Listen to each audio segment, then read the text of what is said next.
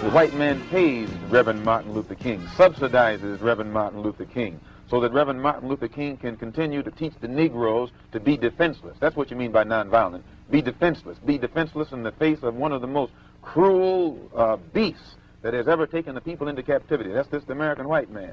And they have proved it throughout the country by the police dogs and the police clubs. 100 years ago, they used to put on a white sheet and use a bloodhound against Negroes. Today, they have taken off the white sheet and put on police uniforms. They've traded in the bloodhounds for police dogs, and they're still doing the same thing. And just as Uncle Tom, back during slavery, used to keep the Negroes from resisting the bloodhound or resisting the Ku Klux Klan by teaching them to love their enemy or pray for those who use them despitefully. Today, Martin Luther King is just a 20th century or modern Uncle Tom or a religious Uncle Tom who is doing the same thing today to keep Negroes defenseless in the face of attack that Uncle Tom did on the plantation to keep those Negroes defenseless in the face of the attack of the Klan in that day. I don't think of love as, in this context, as emotional bosh.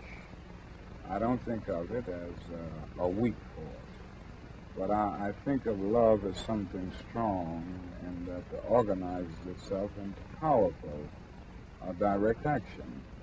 Now, this is what I tried to teach in the struggle in the South, that we are not engaged in a struggle that means we sit down and do nothing. That there's a great deal of difference between non-resistance to evil and non-violent resistance. Non-resistance leaves you in a state of stagnant passivity and deadened complacency, wherein non-violent resistance means that you do resist in a very strong and determined manner. And I think some of the criticisms of nonviolence, or some of the critics, fail to realize that we are talking about something very strong, and they confuse non-resistance with nonviolence. The goal of Dr. Martin Luther King is to give Negroes a chance to sit in a segregated restaurant beside the same white man who had brutalized them for 400 years. The goal of Dr. Martin Luther King is to get Negroes to forgive the people who have brutalized them for 400 years by lulling them to sleep and making them forgetting what those whites have done to them. But the masses of black people in America today don't go for what Martin Luther King is putting down. As you said in one of your articles, it's psychologically insecure, or something of that sort. I forget how you put it. But you didn't endorse what Martin Luther King was doing yourself. I do not reject his goals of full integration and full equality rights for American citizens. Do you reject these goals? If you don't think that he's walking on the right road, I'm quite sure you don't agree that he'll get to the right place.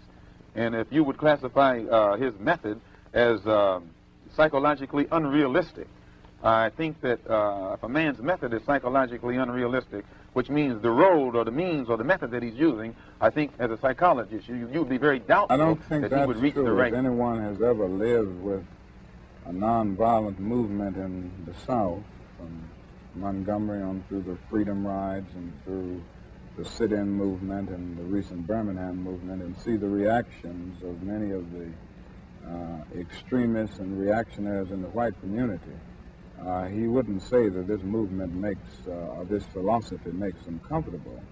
I think it arouses a sense of shame within them often, in many instances.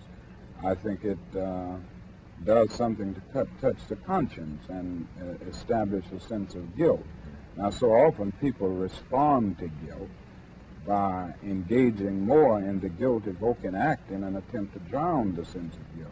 But this approach certainly doesn't make the white man feel comfortable. It disturbs the other thing, conscience, and it disturbs this sense of contentment. Nothing will they ever do. They will always talk it, but they won't practice it. And with the Supreme Court, if the NAACP can tell me that they want a desegregation decision for me 10 years ago, but yet the schools haven't been desegregated, as I say, this is a victory with no victory. It's a victory that you can talk about, but it's a victory you can't show me.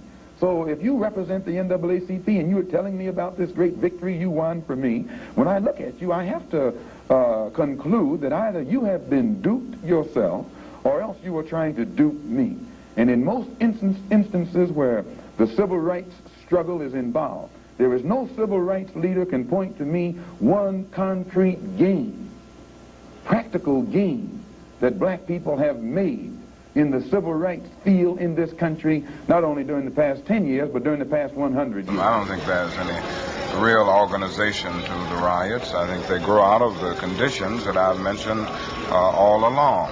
And as long as these intolerable conditions are there, as long as the Negro finds himself living every day in a major depression, then every city will sit on a powder keg and can explode over the slightest incident. I feel that killing is a very tragic way to deal with any social problem. There is no violent solution to the problem that the Negro confronts in this country, and this is why I have constantly said that riots are socially destructive and self-defeating. After all, the Negro ends up on the losing end.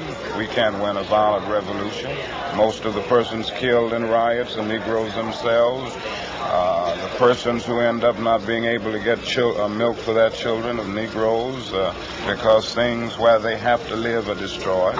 So there's no practical or moral answer in the realm of violence to the Negro's problem. But I do understand the sociological, the psychological, and the economic reasons. The problem can be solved. First, the white man and the black man have to be able to sit down at the same table.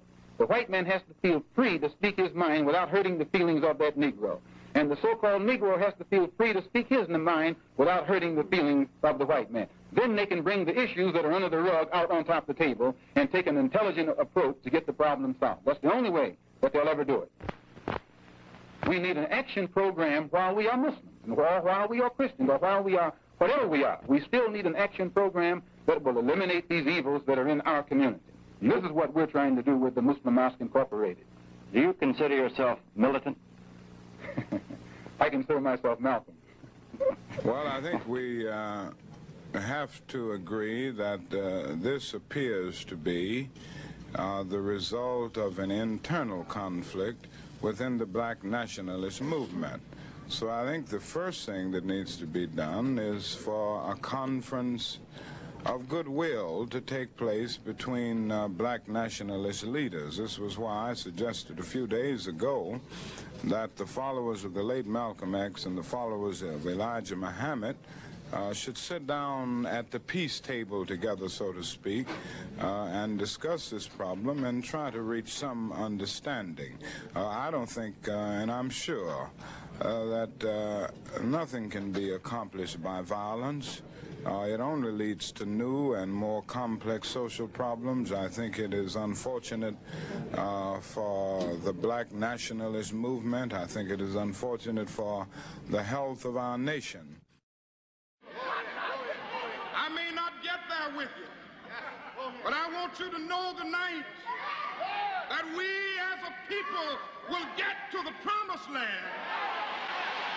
I'm really happy for you. I'm going to let you finish. But Beyonce had one of the best videos of all time.